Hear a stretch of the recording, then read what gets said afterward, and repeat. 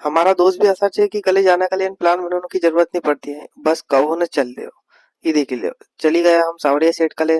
भाई रास्ता में रुकान जरा देर रेस्ट करने के लिए, तो भाई सोई जाए गाड़ी में, जैसा कोई भाई की गाड़ी हो जरा आगे चले ना, फिर लगे भाई का भूख, तो भाई कह दे कि भाई चलो रुको, हम जिमिन चलाए। फिर सावरिया सेठ पूछी जावन वहां की जगह सावरिया सेठ का मंदिर में हाथ पाय जोड़ी जाड़ी ने देखी लेवन की फोटो अच्छी है की नहीं। फिर दिन निकले से निकले जावन चित्तौड़गढ़ का लेन। चित्तौड़गढ़ का लेन देखो जाई रहे आज हम भी चित्तौड़गढ़ का पास में ही गए। रास्ता में लगे हमको भूख, हमारो नाश्तो पानी कर लेवा। भूख तो हम खासी लगा, दम दम पे पल पल पे भूख लगने लगी जाए।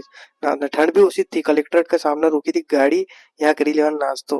फिर देख लो सब जना ऐसा पठान गाड़ी में कि बाप रे बाप, कुछ आई काचे ने बैठी बाठी करने चली जावान, क्योंकि लेनु तो हमको मजो मजो लेने के बाद में हम गया ऊपर। तो देख लियो बंदरा बंदरा भी अपना अपना मजो ले रहा था। वो कहे कि नहीं रहू पानी पीऊंगा ना, वो कहे कि नहीं रहू पानी पीऊंगा।